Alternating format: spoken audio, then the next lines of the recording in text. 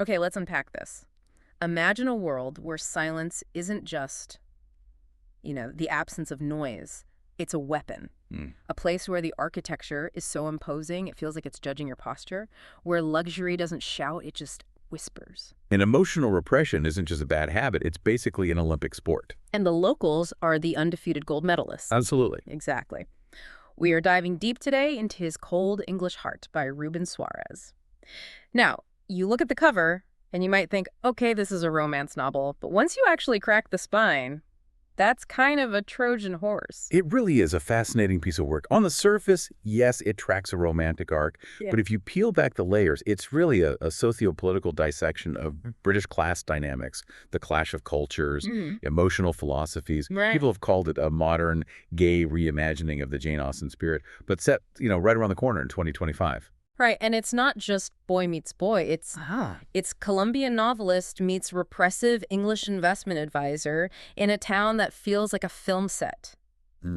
We have to talk about the setting first because, honestly, Harrogate, it feels like the third main character in this story. It acts as the antagonist in so many ways. Yeah. Suarez describes Harrogate with such precision, almost a terrified precision. He writes that Nicholas, our English protagonist, belongs to the region in the way stone belongs to a cathedral. Oh, that line really stuck with me. Stone belongs to a cathedral. It implies he's immovable, part of a structure he didn't build but has to support. Precisely. The town is described as dignified and silent, but oppressive. It's a place where reverence is inherited. And that phrase, reverence is inherited, that just sets the stage for everything that goes wrong and eventually right between these two men. It really does.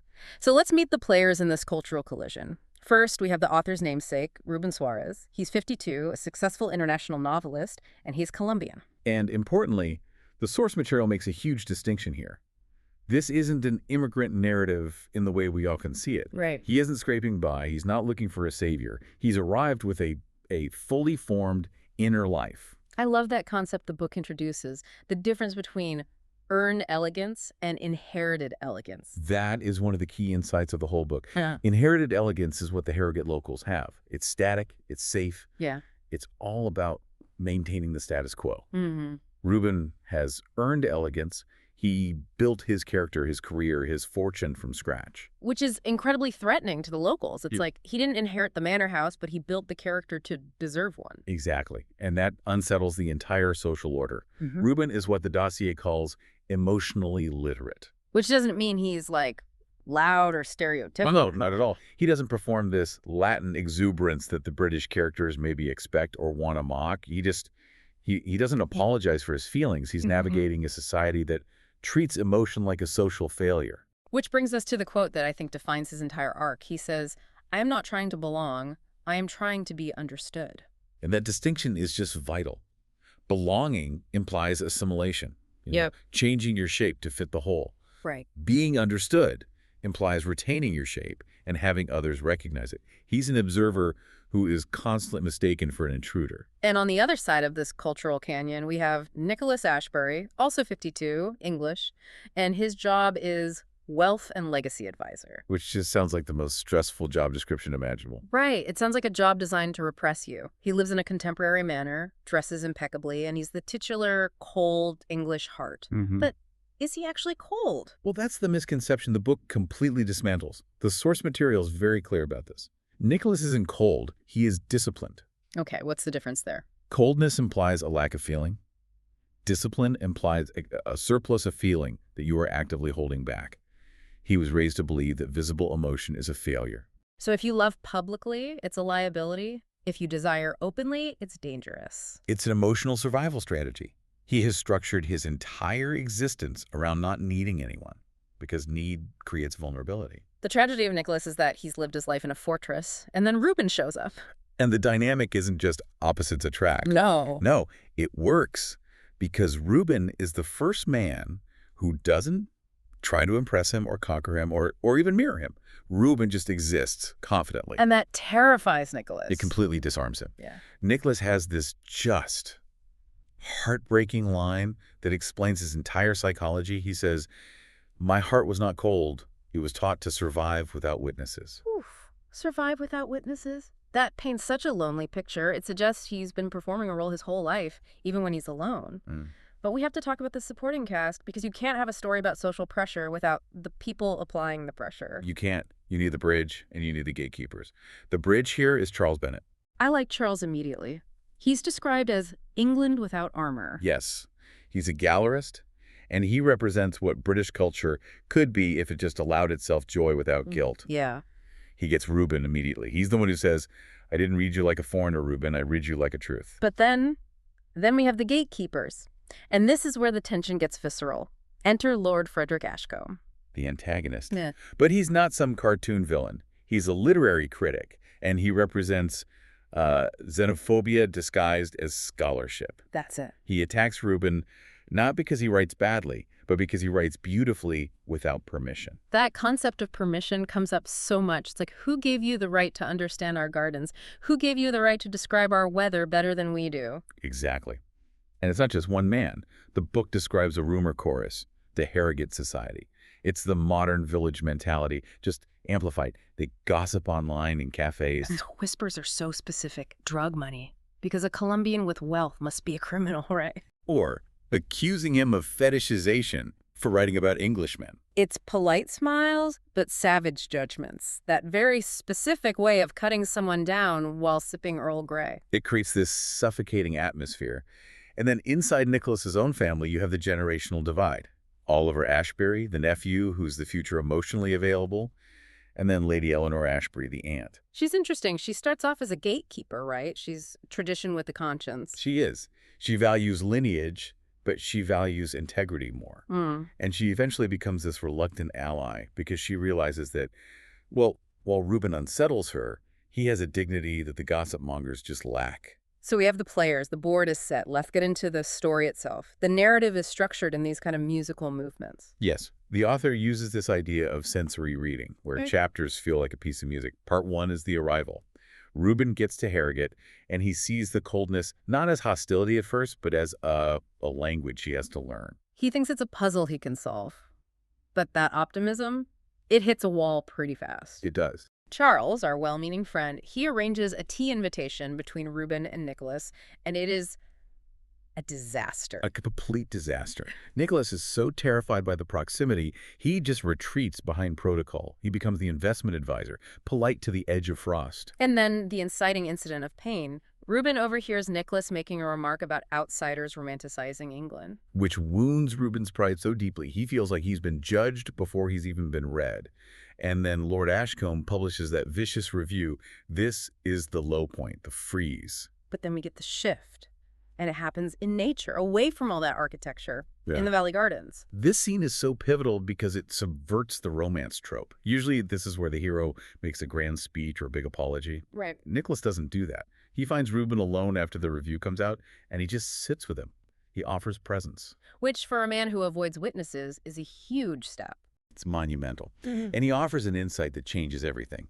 He tells Rubén that this world punishes difference, and that he, Nicholas, has lived as a prisoner of that world. He says, you think I'm cold, but you haven't seen what warmth costs here. What warmth costs here? That just flips the whole script. Rubén thinks he's the victim of this society, but Nicholas reveals he's its hostage. Exactly. It forces Rubén to see Nicholas not as the oppressor, but as another survivor of the same system. And that kicks off the thaw. And we get the letters, or, well, voice notes, since it's 2025. Which is such a great modern update to the love letter. You get the tone, the hesitation, the breath. It feels so much more intimate. For sure. And it allows Nicholas to confess things he could never say face to face. He admits his coldness, a survival mechanism. He admits he admires Rubén. And eventually we get that classic trope, the rain scene. You have to have a rain scene. It's legally required in a British drama. Nicholas finds Rubén in the rain and finally admits, you are impossible to ignore. Okay, so usually this is the end. They kiss, music swells, credits roll, but the book keeps going. And this is where I think it earns its deep dive status. We have the first proposal. The failure. The failure. So tell us why this happens. Nicholas proposes a formal relationship, but listen to how he frames it. He's talking about differences, conditions, discretion. He's trying to negotiate a treaty, not declare love. He's asking for a compromise. Yes. A compromise where they can be together, but in a way that doesn't upset the social order of Harrogate. He wants the love without the social cost. He wants to have his cake and eat it, too. And Rubén says no. And this is the most important moment for Rubén's character. He refuses to be loved like an exception. That phrase is so powerful. Loved like an exception. It implies you're okay despite being who you are. And Rubén has survived illness, obscurity. He's built a life. He basically says, I survived without love. Don't make me learn it only to lose it to your fear. That takes so much strength to want someone that badly, but to have the self-respect to say, not like this. It establishes his dignity. He requires Nicholas to be brave, not just interested. So we hit the crisis point. Silence. Separation. Rubén is packing his bags. He's thinking about leaving England. It seems over. But this is where the community steps in, specifically the family. Lady Eleanor and Oliver intervene. They realize that this tradition they've been protecting, it's become a prison. If Nicholas loses this chance, he becomes that stone in the cathedral forever. So they push him. And we get the second proposal, the triumph. The setting is similar, night, soft rain, but the man is completely changed. Nicholas arrives stripped of his armor, no pride, no masks, and the language. The language he uses is completely different. He doesn't talk about conditions this time. No. He says, I don't want society, I don't want approval, I don't want perfection, I want you. And then he admits, I want the man who thawed my cold English heart. And the physical direction there is so key, too. The line that sealed it for me was, touch me like you mean it, not like you're asking permission. That is the moment. The moment Nicholas stops asking for permission to exist. It's a surrender, but a victorious one. Yeah. He's finally choosing his own happiness over his inheritance. So, zooming out, we have a happy ending, obviously. But what's the core theme here? What's the real takeaway? I think what here is that the story isn't just about finding love. It's about unlearning repression. It's about calculating the cost of fitting in versus the reward of being true. And the book makes a point to note that by the end, they haven't changed their DNA. Nicholas hasn't suddenly become Latin. No, he's not dancing on tables. He's still Nicholas. Yeah. But he has become true. And Rubén hasn't become English. He's still himself, but he has become free within England. He's carved out a space where he doesn't have to translate himself to be loved. And that brings us right back to the title. The reveal in the epilogue just recontextualizes everything we've talked about. It does. The line is, his cold English heart wasn't cold, it was waiting. It almost changes the genre of the book. It turns it from a story of transformation to a story of excavation. Yes. The heart was always there. It was just buried under layers of expectation and fear. It forces you to rethink how you judge people who seem distant or closed off. You assume emptiness, but maybe it's just a holding pattern, preservation. It's a beautiful thought. And I think it leaves us with a really provocative question for you listening. We live in a world that is obsessed with belonging, with having the right passport, the right background, being in the right social circle. But his cold English heart asks, what is the actual value of belonging if you aren't understood? That's the heavy hitter right there. And maybe more personally, how many cold hearts are in your life right now just waiting for the one person who won't try to fix them but will just simply quietly recognize them? A question worth chewing on. That's all the time we have for this deep dive. Thanks for listening, and we'll catch you on the next one.